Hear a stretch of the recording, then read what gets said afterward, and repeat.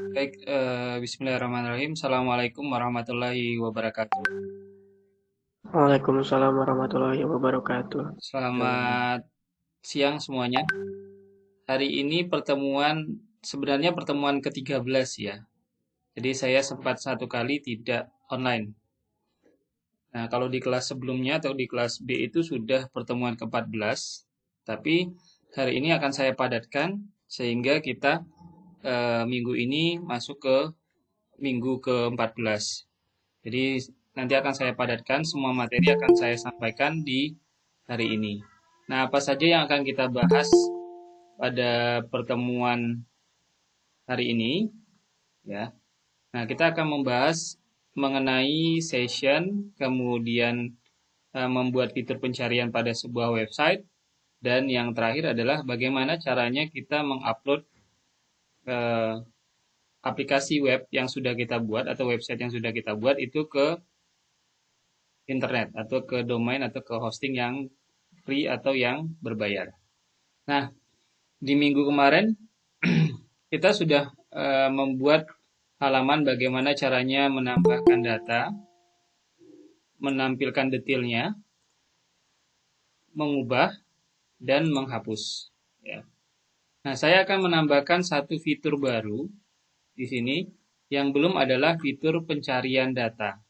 Jadi kalau misalnya kita punya data lagi 4321 namanya Lasmedi Afwan, kemudian alamatnya Purwokerto, jenis kelamin laki-laki, kemudian kita simpan. Oh, ini karena song ya. Oke, running, kemudian Purwokerto, jenis laki-laki, kemudian fotonya.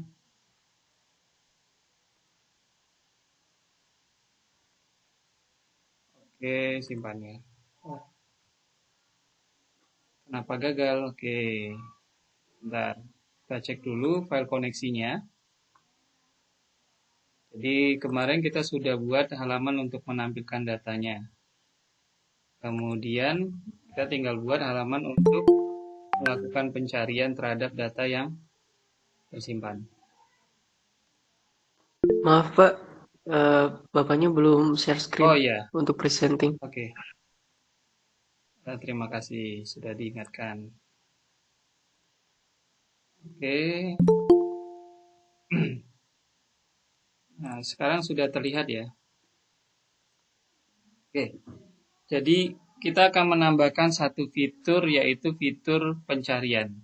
Ya, apakah layarnya saya sekarang sudah terlihat? Terlihat Sudah, Pak. Kak. Sudah terlihat Sudah, Pak. ya. Oke. Nah, kita akan menambahkan satu fitur pencarian ya. Tadi proses tambahnya mungkin ada yang error. Saya cek dulu proses tambahnya. Tambah mahasiswa. Atau di file koneksinya ada yang salah. Oh, tidak, DB Informatika. Oke, sudah benar. Kemudian tambah mahasiswa. NIM, nama, alamat. Oke, perintah insert into tabel mahasiswa. NIM, nama, alamat.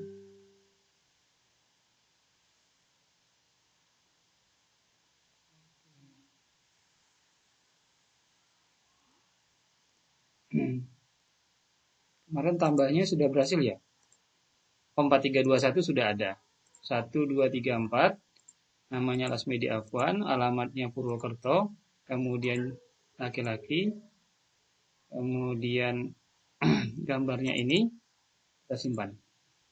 Oke, berhasil ya. Kita sudah berhasil menambahkan dua data mahasiswa Lasmedi Afwan dan Farhan. Ini detailnya. Ini detailnya juga. Ya. Kalau mau diubah tinggal diubah. Nah, hari ini kita akan menambahkan fitur pencarian. Jadi kita bisa mencari berdasarkan nama atau berdasarkan NIM. Nah, pada skripnya saya akan menambahkan inputan untuk melakukan pencarian.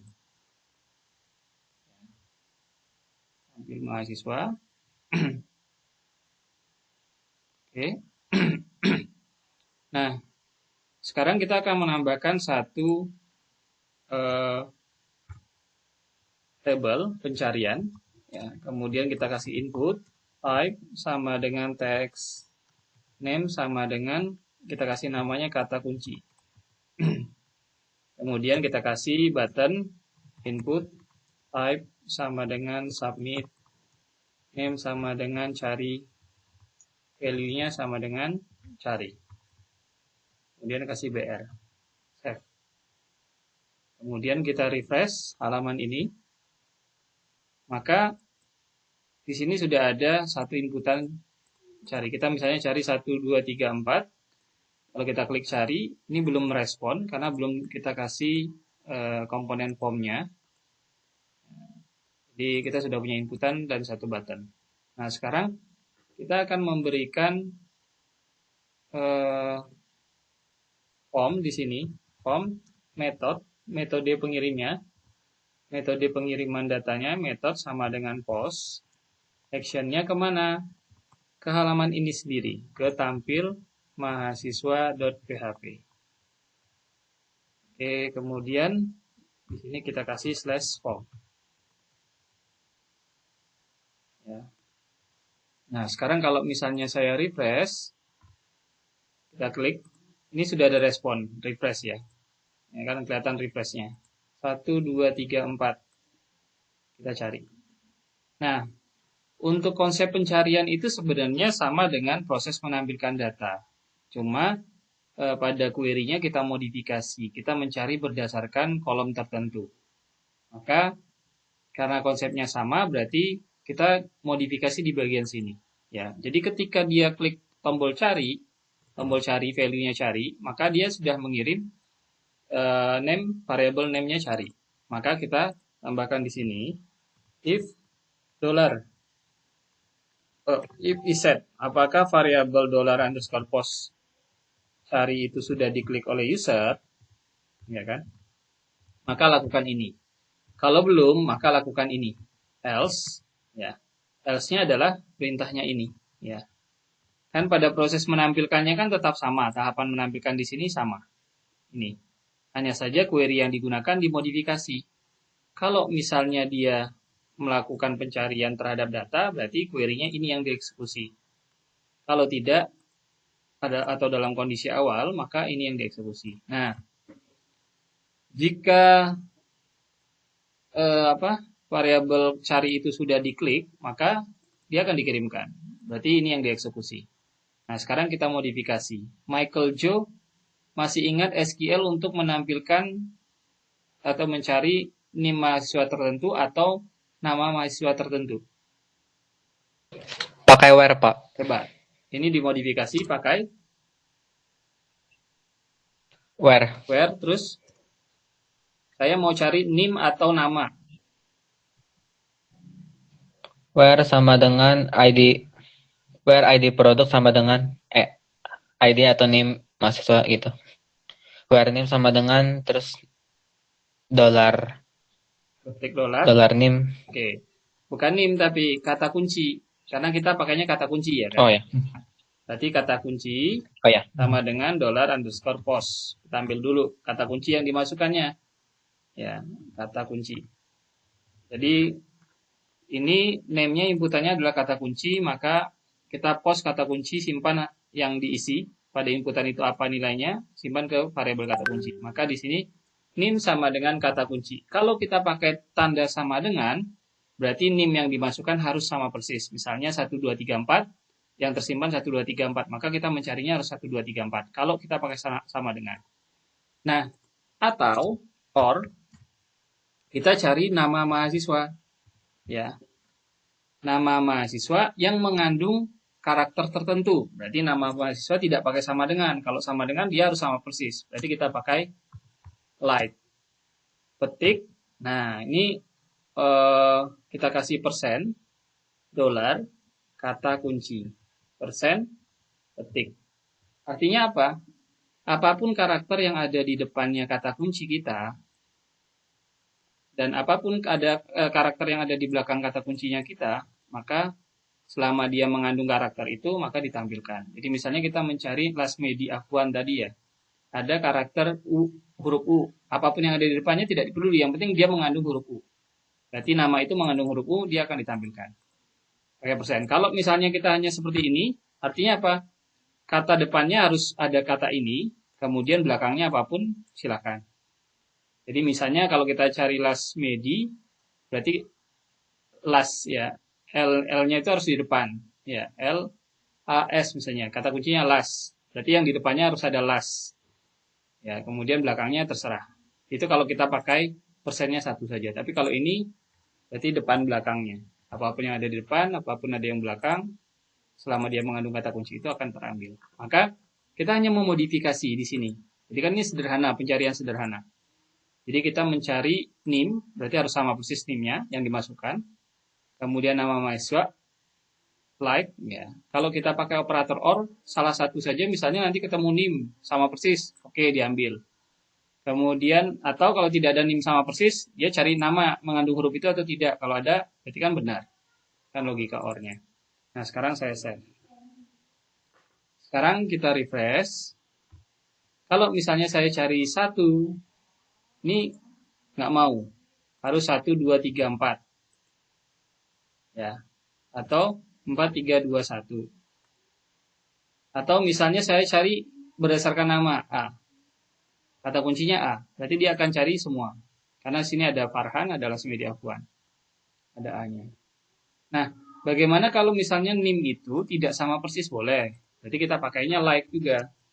Like, persen. Jadi apapun yang ada di depannya, apapun yang ada di belakangnya, selama dia mengandung huruf atau angka tersebut, maka dia ditampilkan. Jadi sekarang kita bisa cari, oh saya mau cari NIM yang 1. Berarti dua-duanya akan ditampilkan. Kenapa? Ada 1, ada 1. Kalau saya pakai 5, nggak ada. Saya pakai 1, 2, oke. Ambilin semua dulu ya. Nah, ini tampil semua ya. Kalau saya kosongin tampil semua. Nah sekarang kalau saya pakai oke. K ya Farhan itu yang ditampilkan. Nah, ini kalau misalnya kita melakukan pencarian sederhana pada websitenya kita. Jadi kolomnya apa yang mau kita cari? Kita pakai operatornya OR atau logika OR-nya. Nah ini untuk pencarian. Nanti silakan ditambahkan. Kalau misalnya mau cari berita ya sama saja. Konsep pencarian sama, hanya saja kolomnya yang berbeda. Bisa jadi kalau misalnya kalian mencari berita kan select bintang from tabel berita where judul like or isi like or lagi kan tanggal atau pengirim gitu. Seperti itu. Sampai di sini ada yang mau ditanyakan terlebih dahulu terkait dengan fitur pencarian pada webnya kita. Ini pencariannya masih sederhana sekali. Kita hanya menggunakan ya script seperti ini saja. Tapi kalau misalnya nanti suatu saat kalian mengembangkan sebuah web yang butuh pencarian yang lebih advance, ya tinggal dimodifikasi saja, disesuaikan saja. Silakan ada pertanyaan.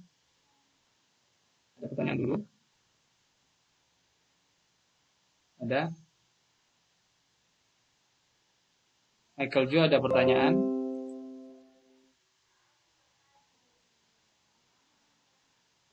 Halo Michael Jo, dengar suara saya? Kedengaran, Pak. Ada pertanyaan? Dari Michael belum, Pak. Belum ya? Oke, Hanindia ada? Iksan belum, Firman belum. Farhan, ada pertanyaan? Farhan?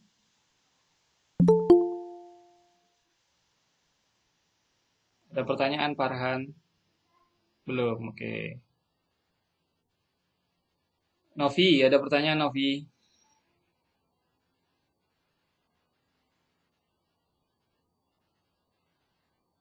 Belum, oke. Saya lanjut berarti ya. Nah, materi yang kedua yaitu terkait dengan session. Jadi di web itu ada istilah session dan ada namanya cookies. Bedanya apa? Kalau session itu disimpan di server, kalau cookies itu disimpan di client. Nah, kapan kita menggunakan session? Jadi kalau misalnya menyimpan atau mengingat informasi yang penting terkait dengan user, sebaiknya kita menggunakan session. Kalau misalnya kita menggunakan menyimpan data yang tidak begitu penting ya, atau misalnya untuk memperingan pekerjaannya kita nanti di websitenya kita bisa menggunakan cookies. Jadi sebuah mekanisme yang digunakan untuk mengingat data. Ya. Nah, itu kita bisa menggunakan session atau cookies. Nah, saya akan mendemokan penggunaan session. Nah, jadi nanti untuk session ini kalian tinggal memperhatikan versi PHP-nya kita. Karena setiap versi itu punya cara tersendiri untuk menghandle variable session. Nanti tinggal dibaca saja bagaimana caranya. Jadi bisa jadi kalau misalnya kalian sudah buat website, kalian merasa di localhost itu jalan dengan baik, tapi tiba-tiba di server ketika kalian sudah upload, ternyata tidak berjalan. Bisa jadi handle variable sessionnya harus dimodifikasi. Nah, session ini salah satu penggunaannya ada di mekanisme login. Jadi kalau misalnya kita punya login seperti ini, ya kan saya punya login nih Eldiru. Saya pindah ke halaman ini, ya kemudian saya melihat di halaman ini lagi gitu ya. Kemudian saya melihat di beranda di halaman depan, ya. Dia tetap mengingat saya sebagai last media akuan. Nah, jadi saya cukup satu kali login, tapi sistem selalu mengingat bahwa yang login adalah last media akuan. Nah, itu mekanisme salah satu penggunaan session.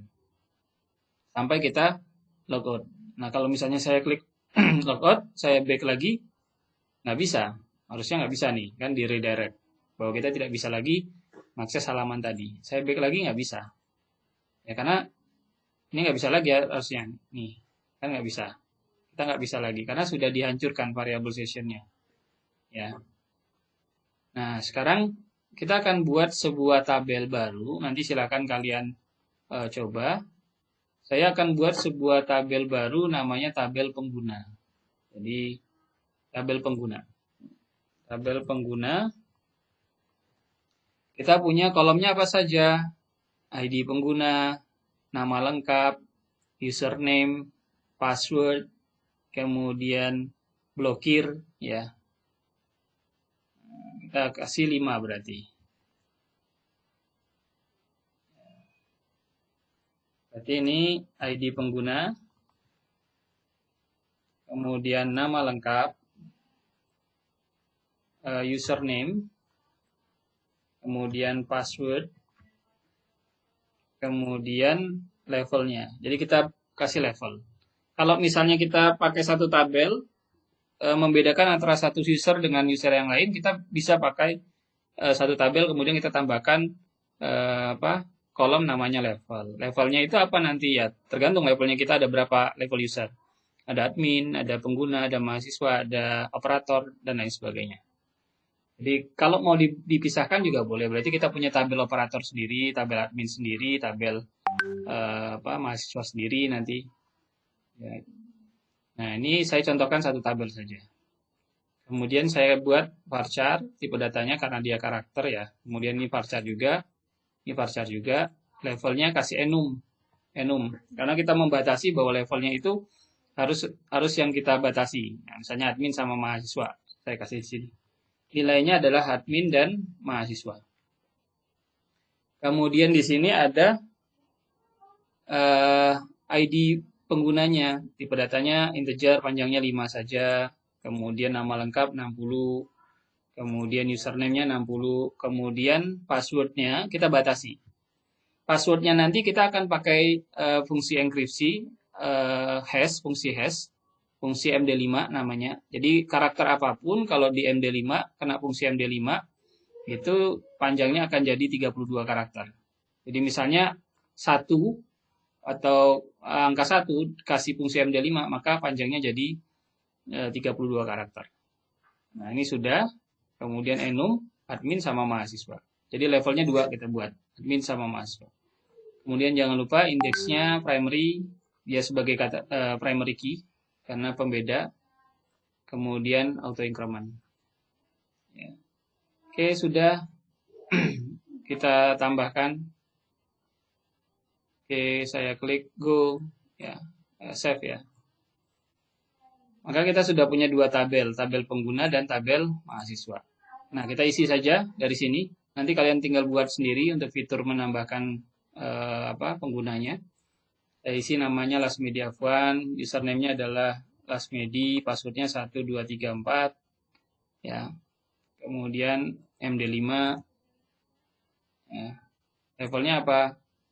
Admin atau mahasiswa admin. Ya. Kemudian satunya lagi Adi, kemudian username-nya Adi, passwordnya 1234 juga, kemudian levelnya mahasiswa, jangan lupa dikasih MD5. MD5 ini fungsi hash one way hash.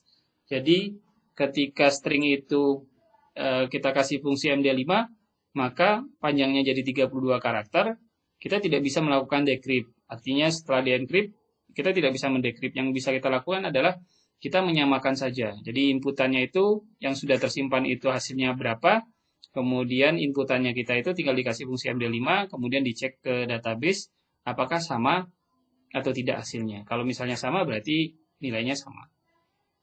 Ya. Nah, sekarang saya save lagi. Oke. Nah, sekarang kita sudah punya. Nah, ini ya. Karena tadi fungsi passwordnya itu 1234, dikasih MD5, panjangnya jadi 32 karakter. Ya. Nilainya sama. Kita tidak tahu, kalau misalnya kalian belum tahu kan, kalian tidak bisa nebak ini, apa kira-kira. Kalau kita tadi masukin kan 1234, kasih fungsi MD5 nih, hasilnya ini. Nah, oke, sekarang kita sudah punya ini. Nah, saya akan buat sebuah halaman, halamannya halaman loginnya, login.html-nya ya. Nah, agar saya tidak mengetikkan kodenya terlalu panjang, saya copy dari kelas sebelumnya. Jadi kelas sebelumnya itu sudah punya login, sama login.php, sama logout.php. Saya copyin ke sini, nanti saya jelaskan. Oke, saya paste di sini saja ya. Nah, saya tadi sudah mengcopy 3 buah file namanya login.html. Saya buka login.html-nya. Oke, kita lihat script-nya seperti apa. Script login.html. Nah, ini. Script-nya hanya seperti ini. Kita punya form. Metode pengiriman datanya post. Ya, kita pakai post karena sini ada sandi. Kemudian, action-nya kemana? Ketika sudah diklik login itu, dia akan lari ke halaman namanya login.php. Ini nama filenya adalah login.html. Ketika diklik, isi username dan password, dia larinya ke login.php. Kemudian tutup formnya. Ini kita simpan dengan nama login.html. Nah, sampai di sini saya rasa kalian sudah paham, karena ini sudah kita pelajari di materi form. Nah, kemudian saya akan coba jalankan. Ya, berarti saya jalankan informatika, kemudian login.html. Nah, kita sudah punya nih. Username-nya apa? Kita isi. Passwordnya ini ya. Nah, dia akan lari kemana? Ke ini saya ganti dulu biar salah ya. Dia akan lari ke login.php. Jadi kalau kita klik, dia lari ke login.php. Karena login.php itu belum ada, maka dia error. Ya, login.php. Nah, pada inputan login.html ini kita perlu ingat, kita punya 2 inputan, name-nya adalah nama pengguna, yang harus kita ingat, bahwa variabelnya nanti adalah nama pengguna, kemudian yang kedua adalah sandi. Berarti ada nama pengguna, sama sandi inputannya, sama inputan namanya login. Nah, sekarang saya akan buka file login.php-nya, atau kita akan buat file login.php-nya, karena sudah ada ya. Oke, ini saya rename lagi jadi login.php dan saya buka. Anggaplah kita akan buat file login.php-nya. Oke, nah di login.php ini script-nya sedikit lebih panjang gitu ya. Nah, karena kita tadi akan menggunakan session, maka di script awalnya kita harus tambahkan fungsi session start. Artinya kita akan memulai session. Artinya di halaman ini session itu dimulai. Ya, di halaman login.php. Nah, kemudian kita cek if $post login, apakah tombol login itu sudah diklik oleh user? Ya. Apakah tombol login, log spasi in itu sudah diklik? Ya. Kalau sudah diklik, maka dia akan mengirimkan variabel yang namanya login. Artinya, berarti kalau sudah diklik, ini yang dijalankan. Ini sampai sini. Dia akan mulai mengeksekusi ini sampai sini. Nah, kalau misalnya sudah, apa yang dilakukan? Karena nanti akan ngecek data yang ada di tabel pengguna yang ada di database, maka kita pakai koneksi. Include koneksi.php. Kita ikut sertakan file koneksinya. Kita sudah punya file koneksi. Ya. Ini file koneksinya kita. Kemudian kita punya inputan apa? Nama pengguna tadi. Karena dikirimkan, sudah diklik tombol loginnya, maka ini sudah dikirimkan berarti kan. Nilainya apa yang kita isikan? Adi misalnya tadi. Maka nama pengguna isinya adalah Adi. Sandi yang diisi tadi apa? Adi juga. Berarti sandinya $post sandi isinya adalah Adi. Nah, karena yang di database itu sudah ter-MD5, maka sandinya kita yang Adi tadi harus kita kasih fungsi MD5. Karena tadi saya katakan bahwa MD5 itu one way hash. Jadi dia satu arah saja. Kita hanya mengencrypt. Jadi merubah plain text-nya. Plain text-nya apa? Sandinya kita. Kemudian di-encrypt menjadi ciphertext-nya. Ciphertext-nya apa ya? Hasilnya tadi, 32 karakter. Yang kita bisa lakukan adalah kita menyamakan saja. Jadi kalau misalnya hasil MD5-nya itu sama, maka valid berarti. Kalau tidak, ya berarti loginnya salah. Nah, kita Sandi sudah dapat. Ya, masukin ke sini. Kemudian dikasih MD5. Berarti Adi di MD5 hasilnya ya 32 karakter, simpan ke variabel Sandi. Langkah selanjutnya adalah melakukan pengecekan. Kasih perintah, variabel perintah, MySQL query, kemudian link, ya formatnya biasa. Nah, apa yang kita lakukan? Ya. Oke, tadi saya lupa satu. Kita tambahkan namanya blokir, ya. Kita tambahkan blokir. Blokir. Jadi, blokir ini tujuannya adalah ketika misalnya suatu saat user tersebut dia tetap ada di database atau di tabelnya kita, dia tidak bisa login. Karena apa? Statusnya diblokir. Jadi kalau kita misalnya mau memblokir user, dia tidak kita hapus tapi kita blokir. Jadi user tersebut tidak bisa login meskipun namanya ada di dalam database. Kita kasih tipe datanya apa? Enum juga. Nah, kemudian nilainya adalah iya sama no. Ya, yes sama no. Kemudian kita save. Ya, sebentar. Suaranya sebentar. Suaranya. Ma?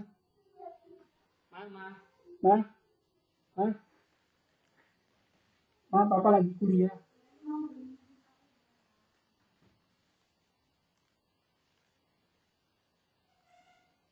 Oke. Nah, jadi kita nambahin blokir tadi. Ya. Di defaultnya adalah di sini diblokir. Oh, kita ganti. Agar defaultnya adalah ini tidak diblokir. Ya. Nah, sekarang saya balik ke script login tadi.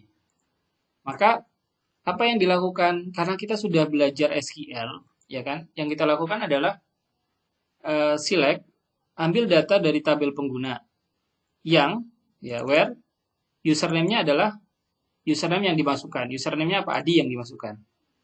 Dan password-nya adalah Adi juga, hasil MD5-nya apa? Ya. Dan status blokirnya sama dengan tidak. Jadi artinya kalau misalnya kita masukin Adi, kemudian MD5 Adi tadi, kemudian statusnya no, ternyata ada, berarti ada datanya. Berarti benar, query-nya bisa dipakai. Atau datanya itu bisa digunakan, berarti user itu terdaftar. Kemudian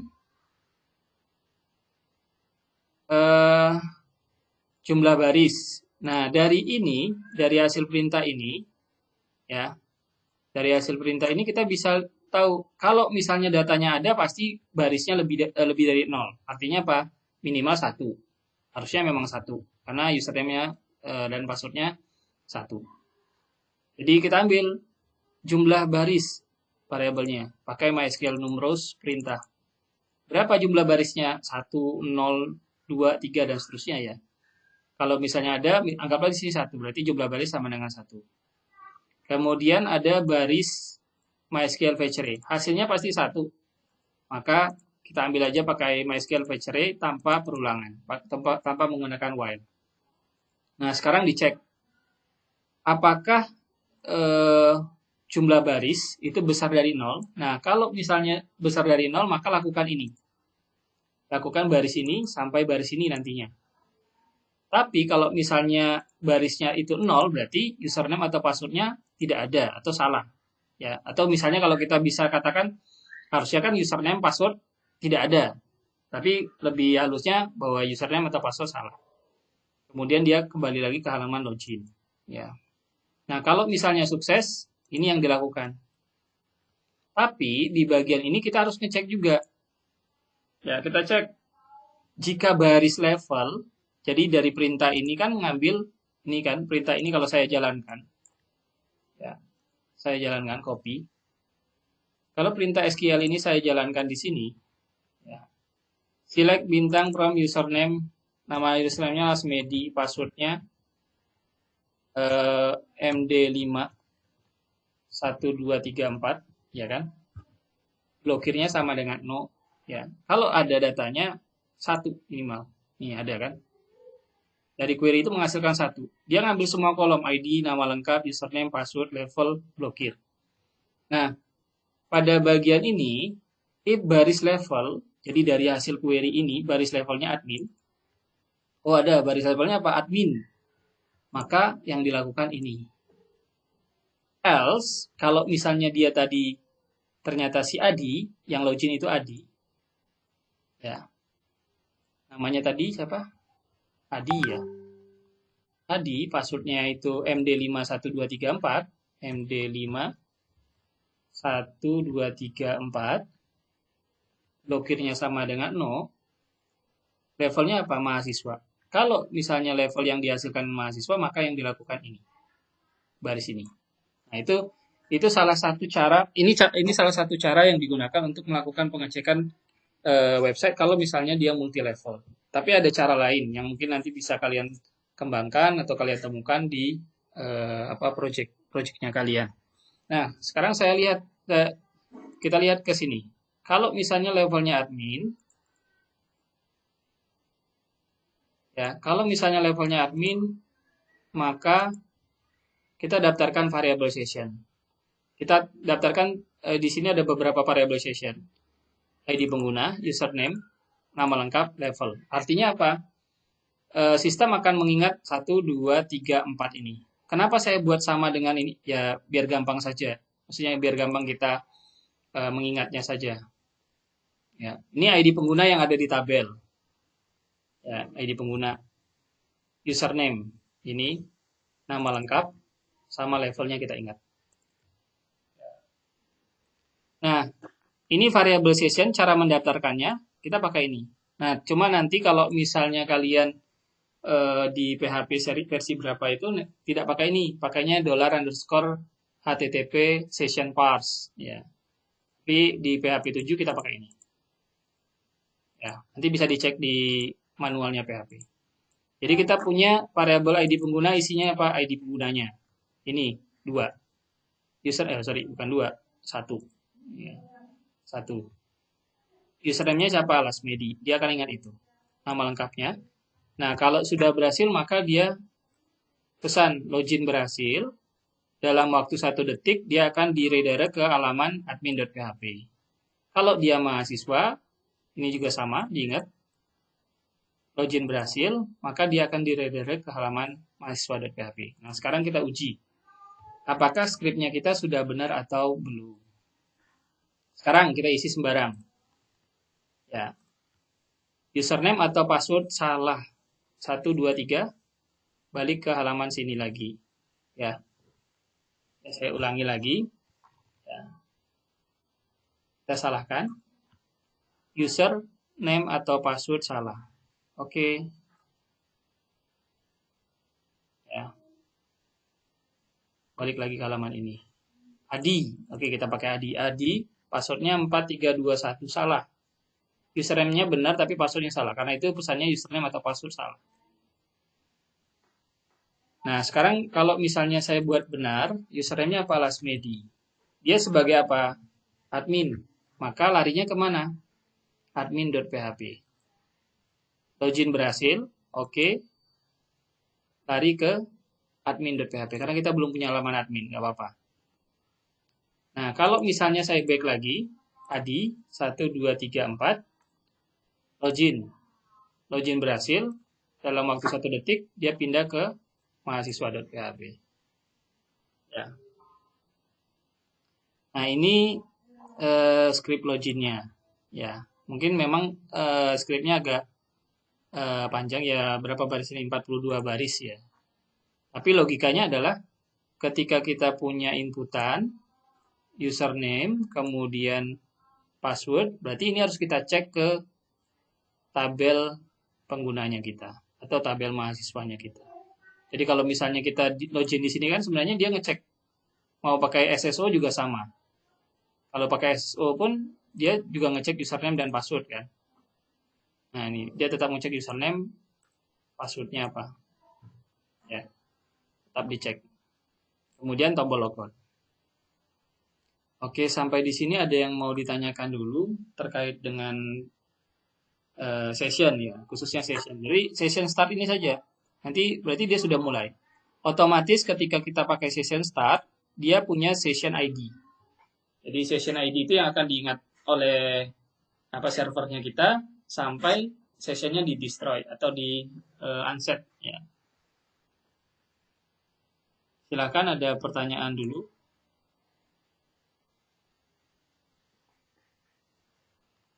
Ada pertanyaan?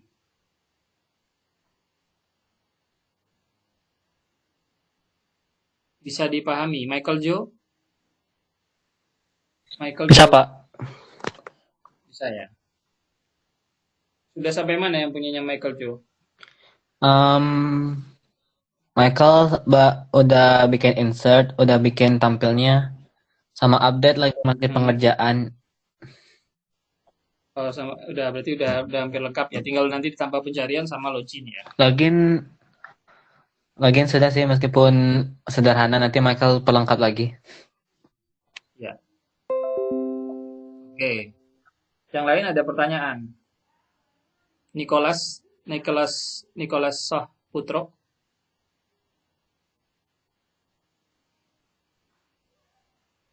Ada? Belum ada, Pak. Belum ada. Oke, saya lanjut ya. Nah, sekarang kalau misalnya kita sudah, tadi ada dua, ke halaman admin.php atau ke halaman mahasiswa.php. Admin.php, kemudian mahasiswa.php. Nah, sekarang kita akan melihat penggunaan sessionnya tadi. Seperti apa sih? Kan hanya di redirect ke halaman satunya ke halaman admin, satunya ke halaman mahasiswa. Nah, sekarang saya buat file baru. Ya, file barunya di sini. Karena halaman ini nanti harus diakses melalui proses login, maka harus ada session start-nya. Ya, di atasnya ada kasih session start aja. Ya. Nah, sekarang kita cek if salah satu session saja. If $_session, ya, ID pengguna, salah satu saja kita pakai, walaupun tadi kita daftarin 4, ya. If session ID pengguna, ya. Oke. Ya. Jadi session ID pengguna itu kan sudah dibuat di halaman sebelumnya. Maka lakukan ini. Else, lakukan ini. Ya. Jadi kalau misalnya dia tidak login, mengakses halaman, ini saya save, dengan nama admin.php. Ya. Jadi kalau misalnya dia nanti login, langsung masuk ke halaman admin.php di URL, dia ngetikin admin.php. Kalau dia belum login, dia nggak bisa ngakses. Kita kasih pesan, echo, ya. Script, alert, ya. Harus login script. Echo, kemudian kita meta http strip equif sama dengan refresh konten sama dengan 1, URL-nya ke login.html. Jadi kalau misalnya dia belum login akses halaman ini, ada pesan harus login, terus dalam waktu 1 detik dia akan di redirect ke halaman login.html. Tapi kalau misalnya dia berhasil, kita bisa tampilkan misalnya selamat datang, selamat datang misalnya tadi kita sudah daftarin sebuah variable session namanya nama lengkap, ya kan? Kan kita tidak perlu lagi mendaftarkan di sini ya, karena dia sudah diingat oleh sistem. Jadi selama itu diingat, sama sessionnya belum dihancurkan, dia akan selalu diingat. Selamat datang, nama lengkap tadi ya. Karena di sini kita sudah mendaftarkan satu variable session namanya nama lengkap. Dia akan selalu diingat. Levelnya juga sama. Ya. Kalau mau coba, kita tinggal tambahkan level Anda. Ya. Titik $_session level. Ya.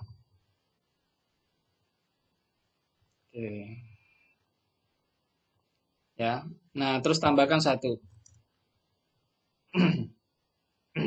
href sama dengan logout.php. Keluar. Ya. Kita tambahkan satu link keluar. Save.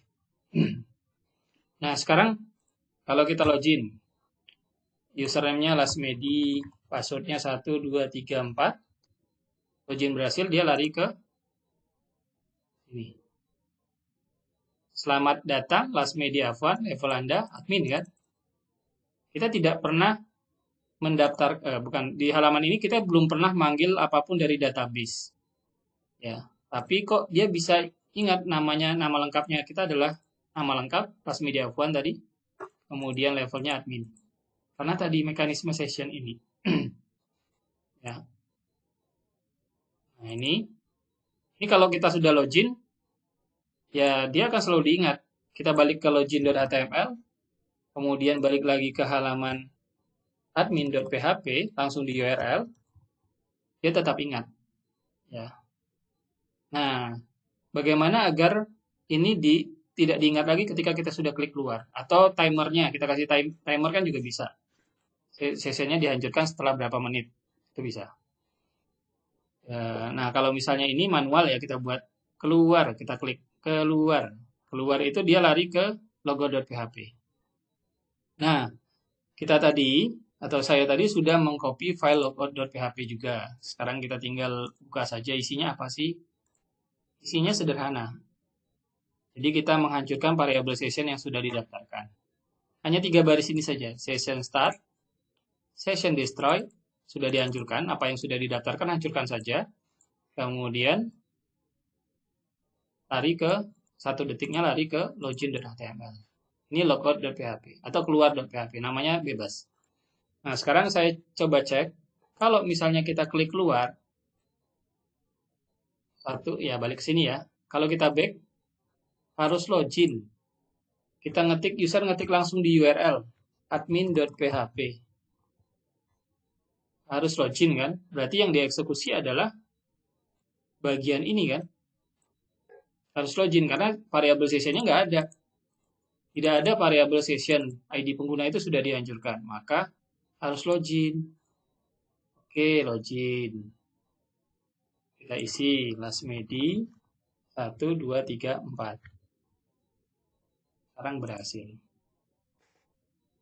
Nah, ini. Ini. Ya. Harus login.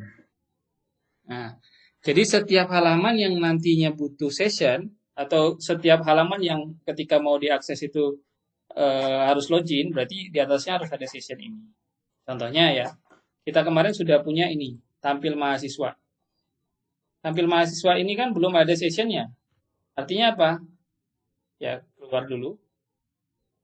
Kemudian kita klik tampil mahasiswa. Tampil mahasiswa.php, dia tetap bisa diakses tanpa harus login. Nah, sekarang kita pengen agar proses tambah, ubah, hapus ini hanya dikelola oleh admin. Maka cukup menambahkan ini saja. Saya kopikan yang ini saja ya, copy. Kemudian saya paste ke tampil mahasiswa. Paste ke sini aja. Bagian atasnya ini tambah ini.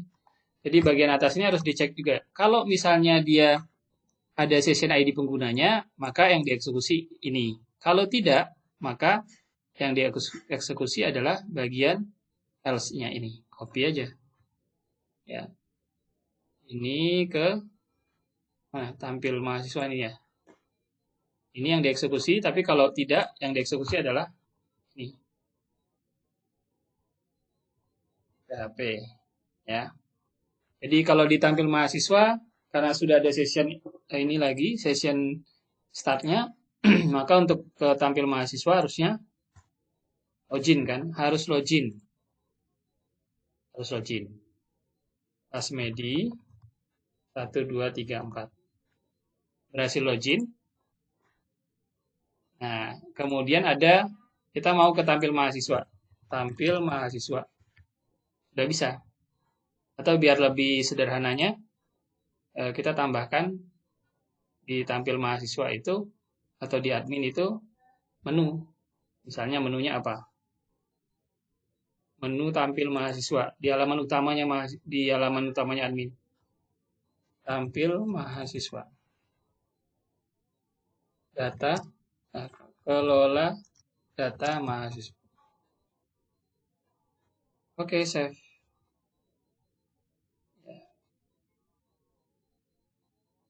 Oke, sekarang kita cek dulu ke admin ya. Kelola data mahasiswa, klik.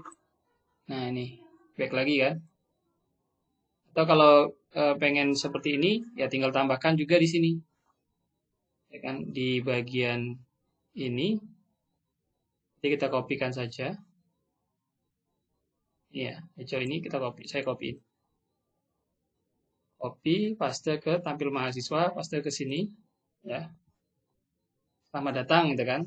Nah, kalau diklik tampil mahasiswa kan, level Anda kelola mahasiswa ini sendiri. Ya, kemudian keluar, ada menu keluar, logout. Kita back lagi kemana? Ke tampil mahasiswa, tampil. Nah ini, oke sudah berhasil. Baik, sampai di sini ada yang mau ditanyakan untuk proses penggunaan session. Silahkan. Jadi biasanya web itu ya pakainya session ini. Mekanismenya seperti ini. Ya. Silakan ada pertanyaan. Mau tanya Pak, itu kan misalnya kita mau buat tadi yang ditampil mahasiswa itu nggak usah login bisa, tapi nggak ada kayak menu ubah dan tambahnya gitu gimana Pak? Tapi kalau ada kita udah masuk session, baru itunya nongol, itu gimana Pak? Oke. Nah, kalau seperti itu, gini. Jadi kita buat perbedaan saja. Jadi kalau misalnya dia sudah login, ya. Kalau dia sudah login, yang ditampilkan adalah menu ubah dan hapusnya ya. Kalau misalnya dia belum login, maka menu ininya tidak ditampilkan. Oke, tinggal dimodifikasi aja query ini. Ini tinggal copy, ini saya hapus saja. Kemudian bagian ini saya hapus. Ya. Oke. Tapi session startnya tetap ada. Nah, berarti di bagian sini kita modifikasi. Ya. Bagian sini kita modifikasi. Tadi yang bertanya siapa? Michael Joe ya? Bukan? Firman Argo Pak. Oke, Firman ya. Oke, nah sini. Berarti ini ubah. Oke, sudah. ini sudah saya tambahkan. Nah, ini if session, if $_session, satu saja kita pakai ID pengguna. Ya, maka ini tampilkan kan. Ini echo dulu. Echo. Oke, ini yang ditampilkan. Jadi kalau misalnya dia ada session ID penggunanya, artinya dia sudah login itu. Ya. Dia sudah login. Selamat datang.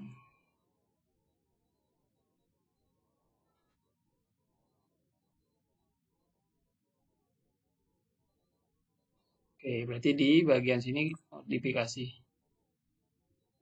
If $_session ID pengguna.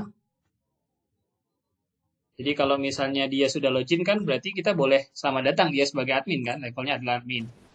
Tapi kalaupun dia belum login, dia bisa ngelihat ini, ya. Iya.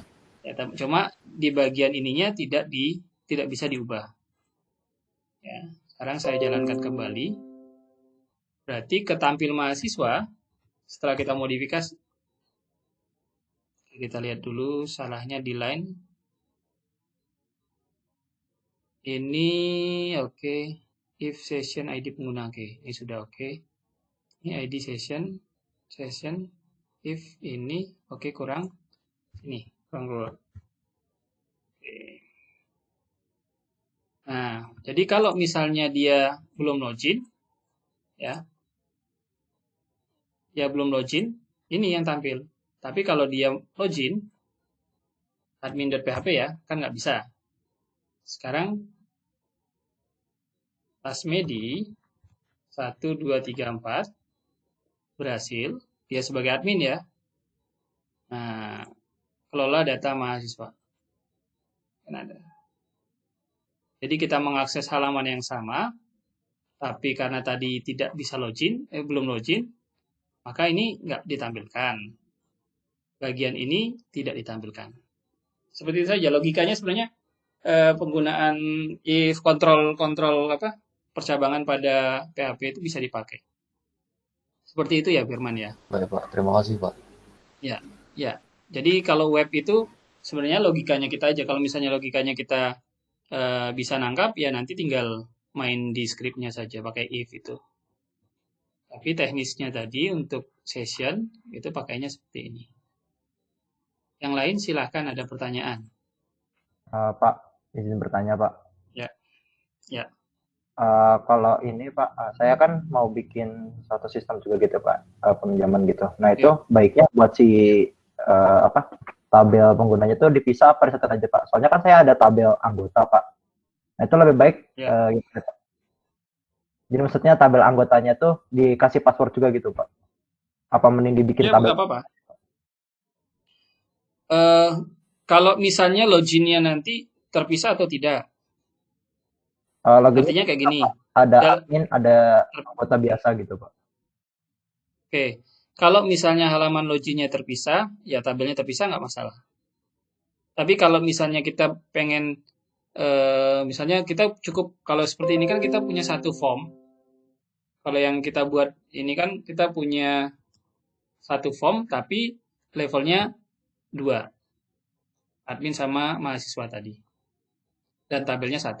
Nah, kalau misalnya mau dibuat halaman login adminnya sendiri, login penggunanya, login membernya sendiri, ya nggak masalah, nggak apa-apa.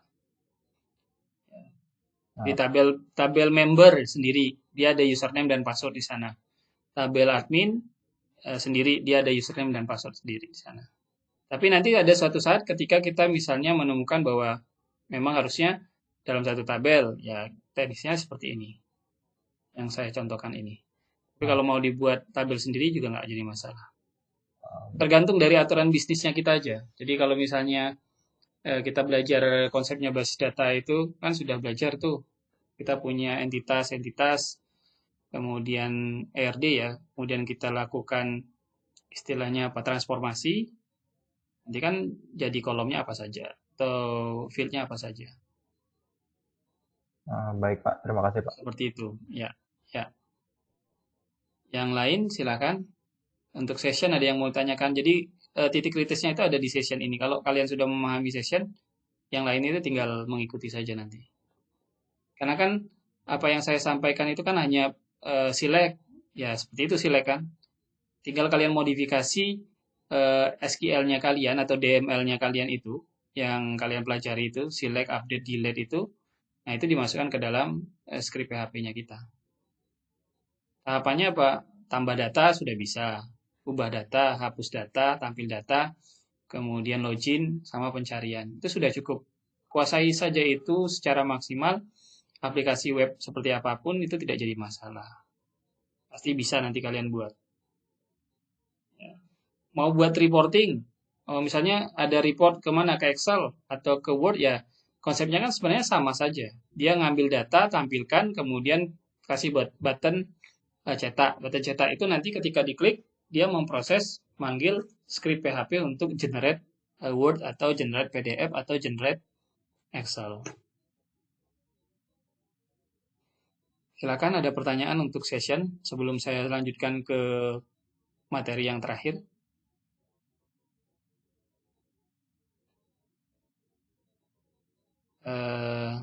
Faiz, ada pertanyaan Faiz?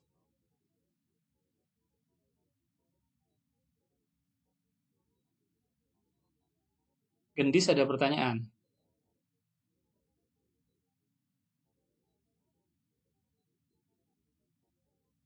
Belum, oke.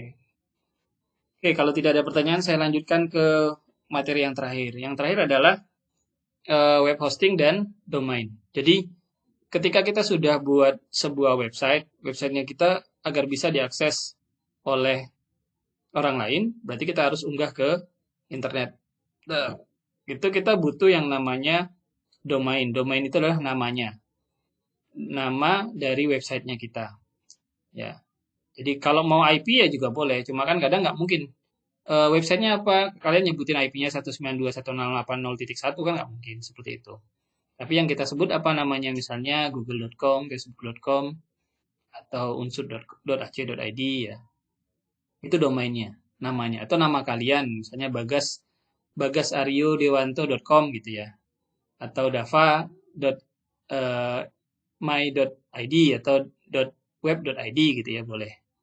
Nah, itu domainnya. Nah, domain ini ada yang berbayar, ada yang gratis. Kalau yang gratis itu biasanya kita menjadi subdomain dari orang lain. Nah, ada iklannya biasa. Nah, kalau misalnya mau bayar, ya bisa. Kita tinggal beli. Mau yang .id, ya. Kalau kita Indonesia .id, .web.id, .sch.id, .ac.id artinya Indonesia.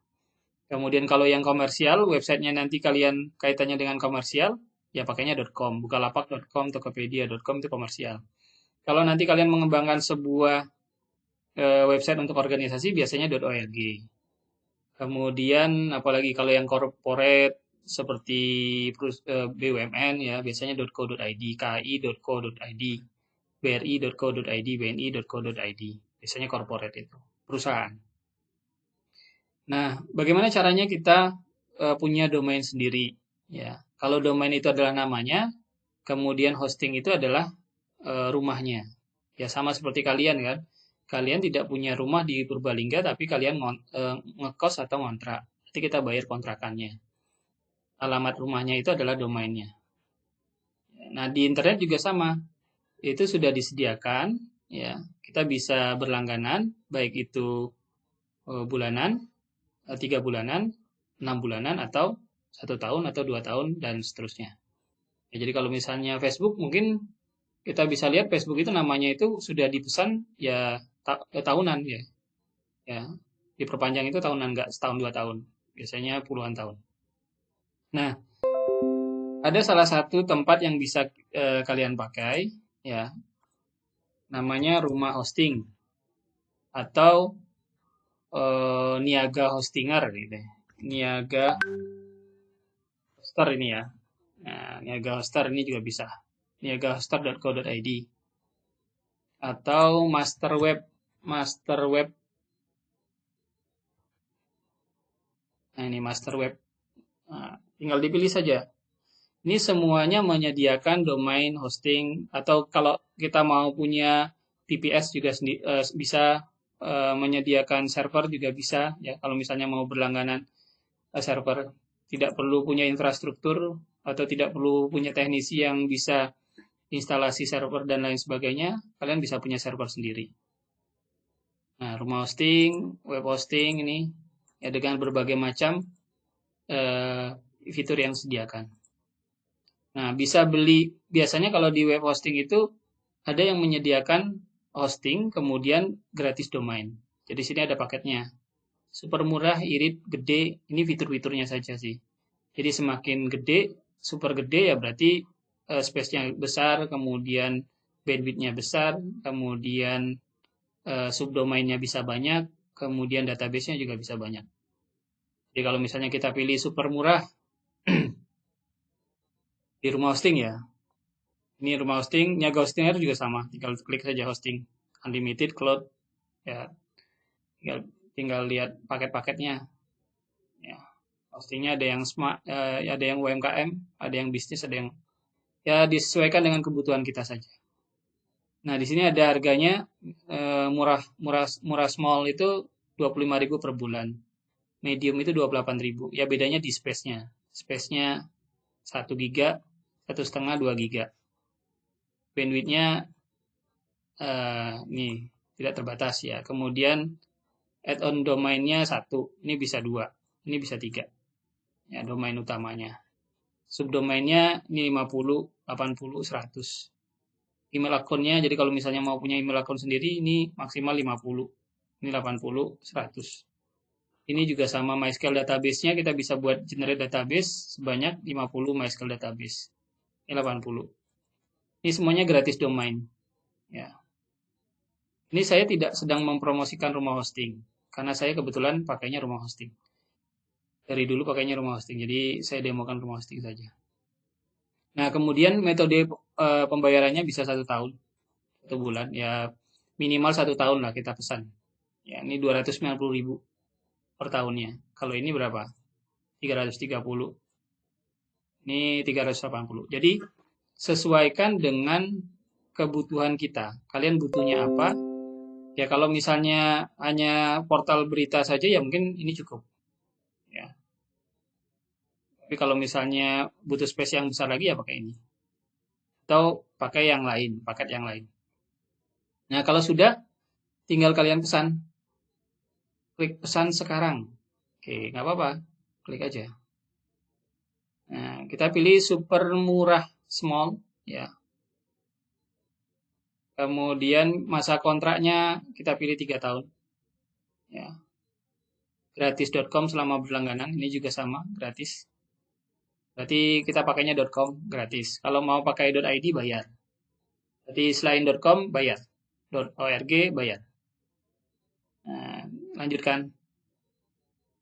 Mau pakai premium offsite backup, ini fitur yang ditambahkan. Premium anti-spam, mau pakai, tinggal klik aja. Pakai. Ya. Tapi kalau nggak mau, ya nggak apa-apa. Usah. Nih, mau pakai juga boleh. Mau pakai 1 atau enggak gitu ya. Tinggal lanjutkan. Kemudian cek domain. Nah, kalau misalnya sudah ada ya, yang .com apa misalnya? Buka lapak.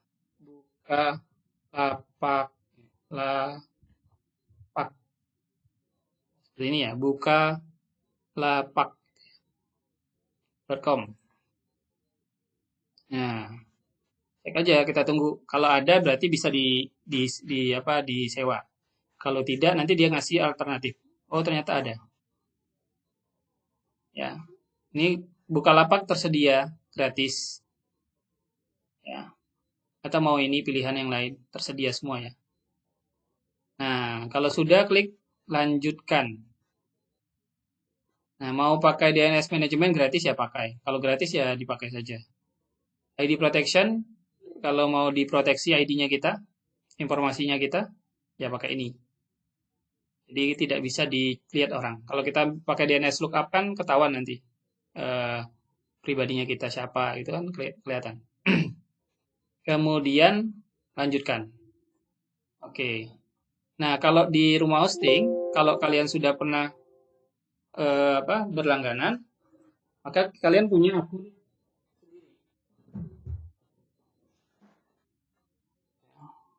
Jadi kalian punya akun sendiri.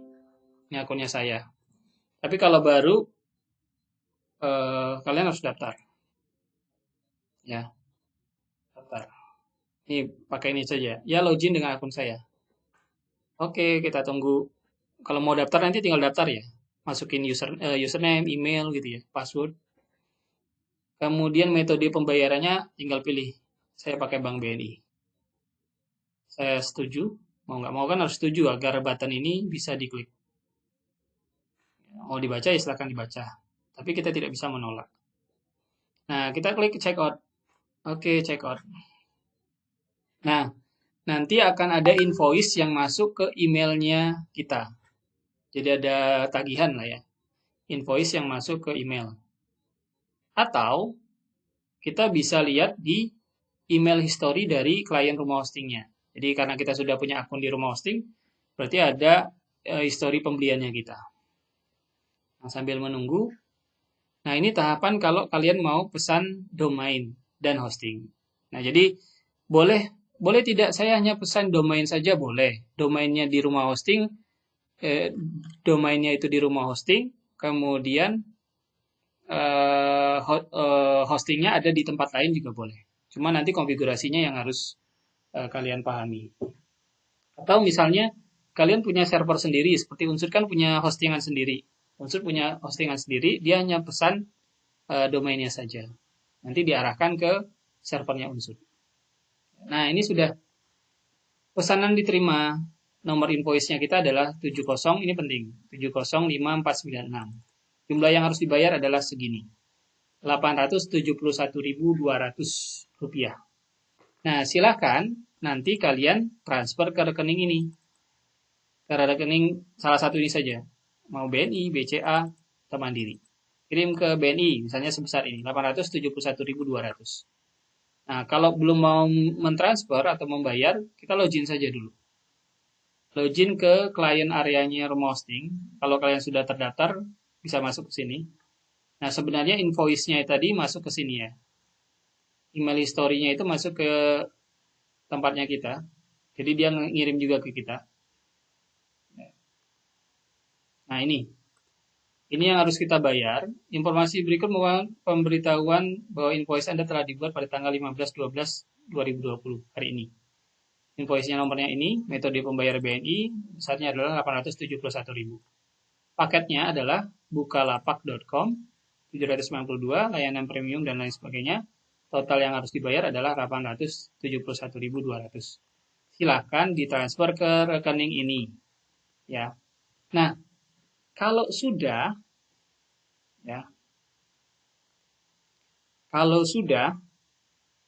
nah nanti kita nunggu saja. Nunggu, maka nanti akan ada, kalau kalian sudah transfer ya, bahwa ada invoice, ada email lagi bahwa kita sudah melakukan pembayaran. Ya, bahwa pembayaran invoice nomornya kita sudah diterima. Ya.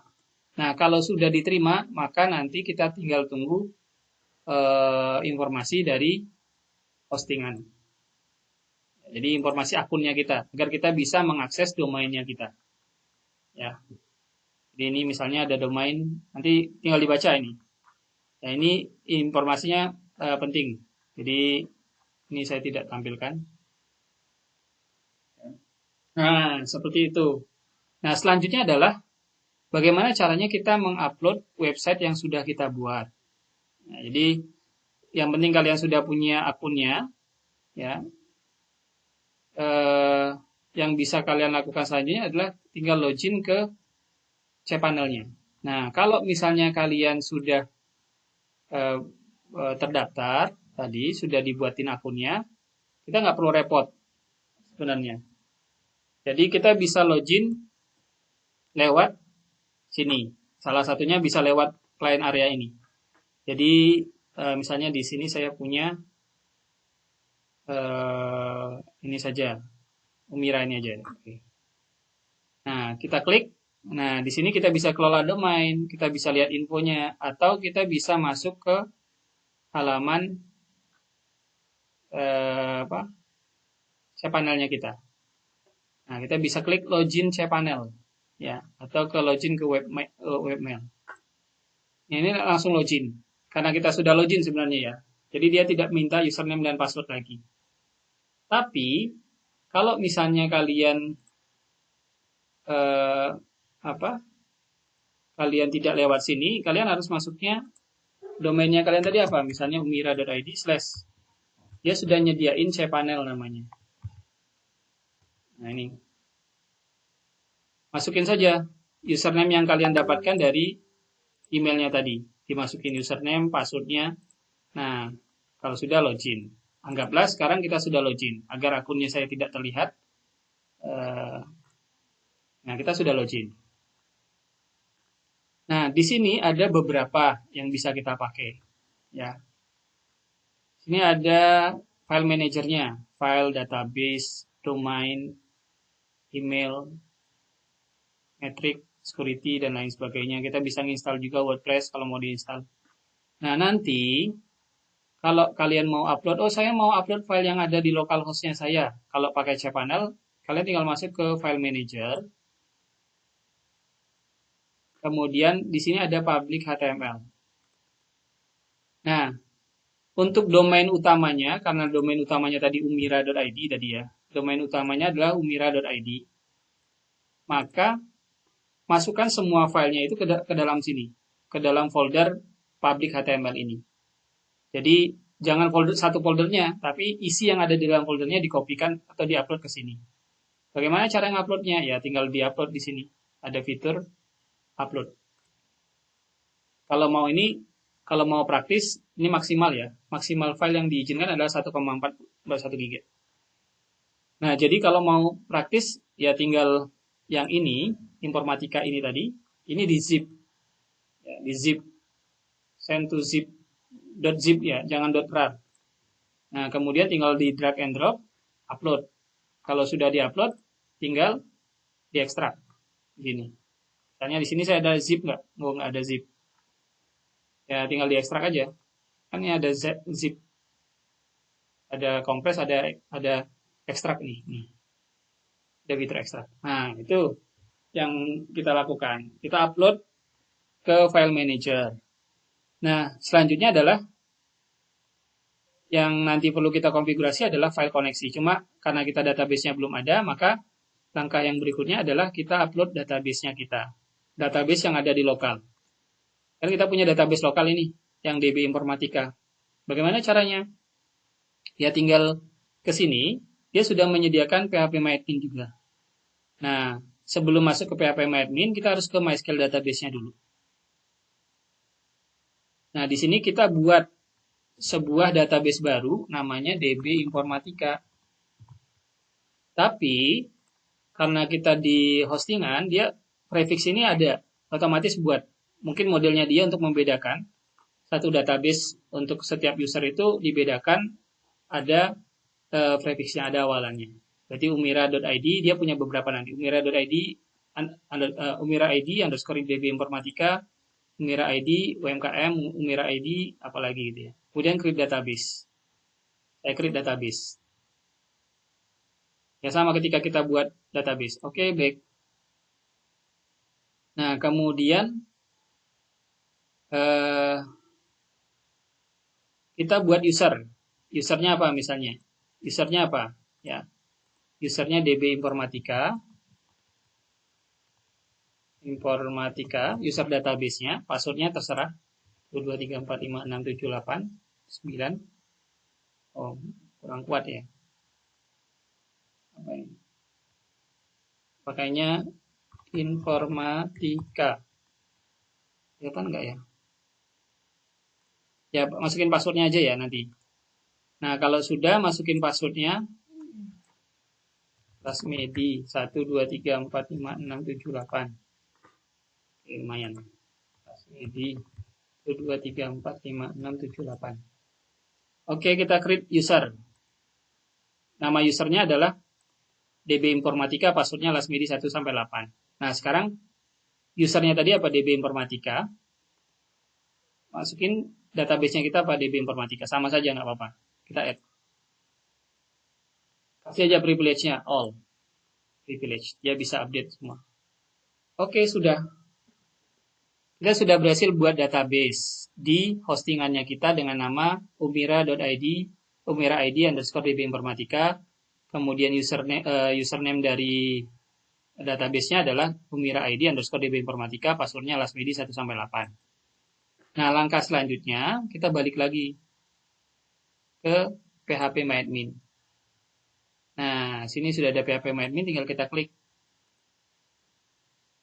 Kita tunggu dalam beberapa detik akan di-redirect ke sini. Nah, tadi kita sudah punya DB Informatika yang di hostingan kita sama yang di lokalnya kita. Oh, ini kita mau ekspor. Karena kita dalam satu komputer, saya ekspor saja seperti ini ekspornya. Tidak perlu di-save sebagai file. Tapi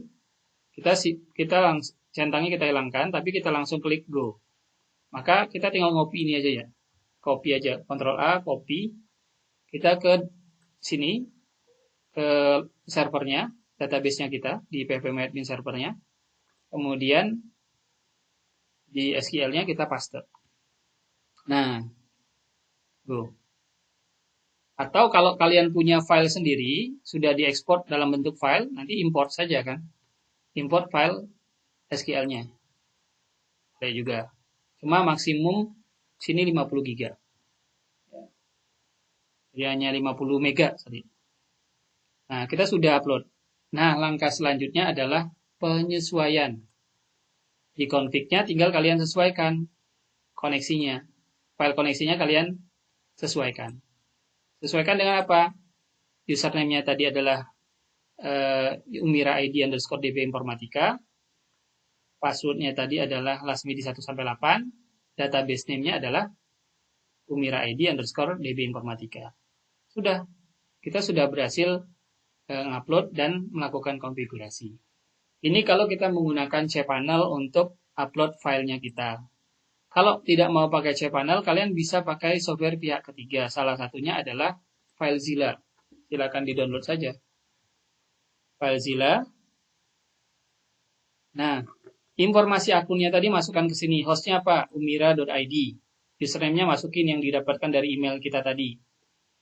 Nah, passwordnya apa? Portnya 21. Biasanya kita pakai port 21 untuk cPanel itu 21. FTP itu 21. Atau pakai 22. Ya tergantung dari servernya kita. Dia mengizinkan di port 21 atau 22. Nah, kalau saya biasa saya simpan di sini. Di Site Manager. Jadi nggak perlu repot. umira.id tinggal connect saja. Ya. Nanti caranya sama. Connect. Oke, jangan yang server ini ya, karena ini kita ngakses yang sama ke sini aja, ke Last Media One. Nah, oke. Nah, nanti ini file yang ada di lokal, ya. Kemudian yang sebelah kanan itu yang ada di servernya kita. Nanti cari public HTML, upload semua filenya ke public HTML. Intinya hanya diupload ke dalam public HTML. Atau nanti namanya bisa public HTML atau www gitu ya. Itu home directory-nya. Atau ya home directory-nya gitu.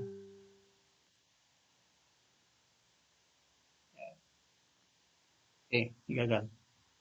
Nah, seperti itu cara untuk upload ke cPanel. Silakan, sampai di sini ada yang mau ditanyakan. Jadi nanti silakan kalian coba kelompoknya kalian menggunakan domain yang gratis atau yang berbayar, silakan. Sampai sini ada yang ingin ditanyakan, silakan. Sampai tahapan bagaimana caranya mengupload ke postingan atau ke server ya. Atau kalau misalnya punya server sendiri juga boleh. Di rumah kalian punya, kalau Speedy itu kita nggak dapat IP publiknya ya. Kalau kalian dapat IP publik, kalian bisa buat server sendiri kan. konfigurasi. Oke, silakan ada pertanyaan. Nah, nanti untuk tugas proyeknya silakan diselesaikan. Nanti teknisnya seperti apa saya infokan di WA saja. Teknis apakah harus presentasi atau buat video, yang penting kalian selesaikan dulu proyeknya. Silakan ada yang mau ditanyakan. Jadi ini pertemuan terakhir saya sudah menyelesaikan mata kuliah pemrograman web sampai ke proses upload.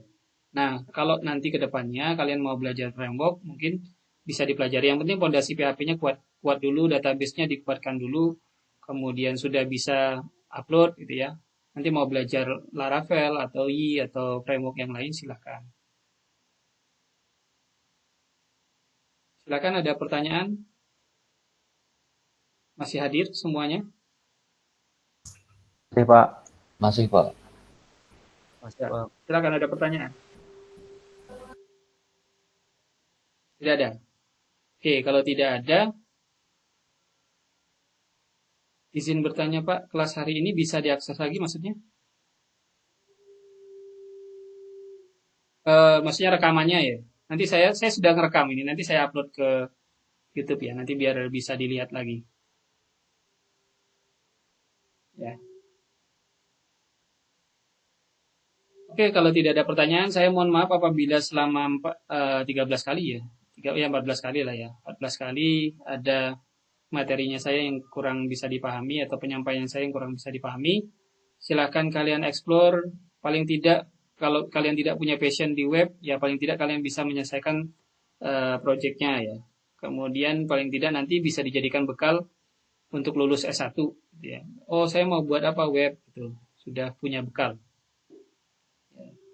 Jadi kalau ada yang kurang jelas nanti bisa ditanyakan ke saya atau misalnya ke teman yang sudah mahir, atau bisa lihat dulu di channel YouTube. Itu kan banyak itu di YouTube yang membahas mengenai web programming.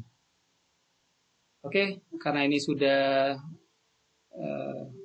zuhur juga, saya akhiri. Terima kasih. Sampai ketemu di lain waktu dan di lain mata kuliah. Nanti untuk teknis pengumpulan tugasnya seperti apa, kemudian UAS-nya seperti apa, akan saya infokan di grup WA. Saya akhiri, terima kasih. Assalamualaikum warahmatullahi wabarakatuh. Waalaikumsalam Waalaikumsalam. warahmatullahi wabarakatuh. Terima kasih Pak. Ya, sama-sama. Saya izin lab ya. Baik Pak.